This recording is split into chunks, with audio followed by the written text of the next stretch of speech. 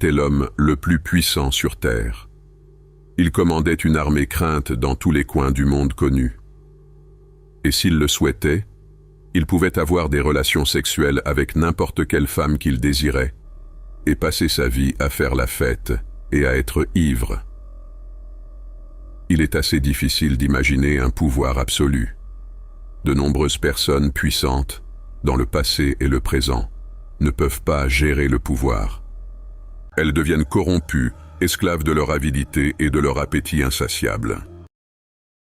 Mais Marc Aurèle était différent.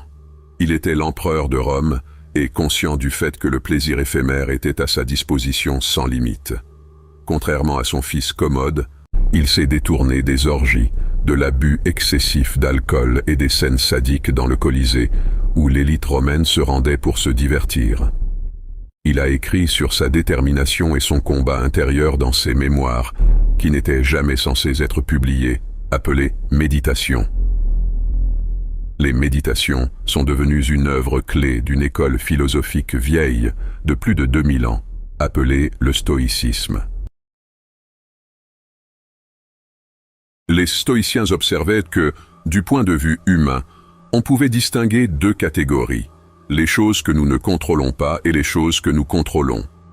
Le philosophe stoïcien Épictète commence son travail l'Enchiridion avec le principe fondamental du stoïcisme, selon lequel la plupart des choses ne dépendent tout simplement pas de nous. Pensez aux choses extérieures comme nos amis, nos collègues, nos partenaires intimes, l'économie, le nombre de likes sur Facebook, ce que disent les politiciens, ou la détérioration de nos corps. Oui, nous pouvons influencer ces choses, mais même si nous faisons tout correctement, l'économie peut encore s'effondrer, notre argent peut nous être retiré et nos partenaires intimes peuvent nous trahir ou mourir. En fin de compte, il n'y a rien que nous puissions faire pour exclure la malchance. Cela peut sembler déprimant et pessimiste, mais ne vous inquiétez pas, il y a encore des aspects de notre vie qui dépendent de nous. Selon Épictète, ces aspects sont nos opinions, nos propres actions, ou, en d'autres termes, la position que nous adoptons par rapport au monde qui nous entoure.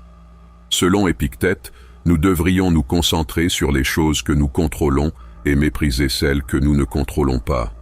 Une personne gravement malade n'a aucun contrôle sur sa maladie. Nous pouvons atténuer les symptômes ou utiliser des techniques de guérison en espérant que le patient se rétablisse, mais les résultats ne dépendent pas de nous. Néanmoins, cette personne peut décider de quelle position elle adopte par rapport à la situation. Lorsque la maladie est pleinement acceptée, tout comme la possibilité de la mort, un être humain peut atteindre un état de paix intérieure. Au fait, ceci n'est pas un conseil médical, c'est de la philosophie. De plus, un esprit calme peut agir de manière logique et rationnelle, et probablement prendre de meilleures décisions de vie, ce qui peut augmenter les chances de guérison. L'éthique stoïcienne se compose de différentes valeurs. Je n'ai pas découvert une formule solide qui contienne ces valeurs comme une sorte de 10 commandements, mais j'ai découvert que le stoïcisme invite à vivre en accord avec la nature. La nature fait référence au tout plus vaste et à notre rôle en tant qu'être humain. À partir de notre potentiel inné, nous devons agir pour le bien de l'ensemble. Nous ne devrions pas agir contre le cours naturel des choses, mais l'accepter. Contrairement à ce que certains pensent, les stoïciens ne sont pas des êtres sans émotion. Ils considèrent l'émotion comme une caractéristique humaine qui peut être surpassée par la raison. Car ce n'est pas l'émotion en elle-même qui décide de notre humeur, mais la position que nous adoptons par rapport à cette émotion. Cette façon de penser est assez thérapeutique car elle ne fait pas seulement prendre conscience de ses émotions, mais permet de les voir comme des sensations qui viennent et vont comme les vagues de l'océan.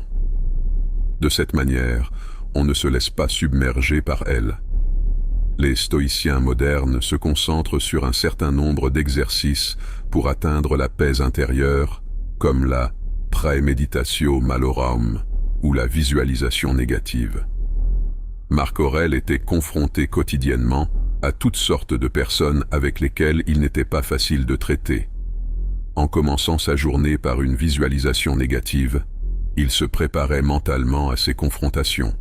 Il se disait « Aujourd'hui, je rencontrerai des obstacles, de l'ingratitude, de l'insolence, de la déloyauté, de la méchanceté et de l'égoïsme, tous dus à l'ignorance des coupables de ce qui est bon ou mal. » Un stoïcien se rappelle souvent que la vie est éphémère, ce qui s'appelle le memento mori. N'oublie pas que tu mourras. Donc il ne perd pas de temps en choses futiles, et, c'est ma propre interprétation, ne prends pas la vie trop au sérieux non plus. Un autre exercice s'appelle la vue d'en haut, qui nous permet de nous voir nous-mêmes d'un point de vue cosmique, afin que nous réalisions à quel point nous sommes petits et insignifiants par rapport à l'immensité de l'univers. Les stoïciens savent très bien que l'indifférence est un pouvoir. La vie est courte. C'est pourquoi il est important de diriger notre énergie vitale vers des choses essentielles et importantes et de laisser de côté ce qui est insignifiant. Surtout à notre époque, le stoïcisme peut être un instrument précieux pour donner une orientation à nos vies, afin que nous ne nous noyions pas dans un océan de stimuli et de distractions. Merci de l'avoir lu.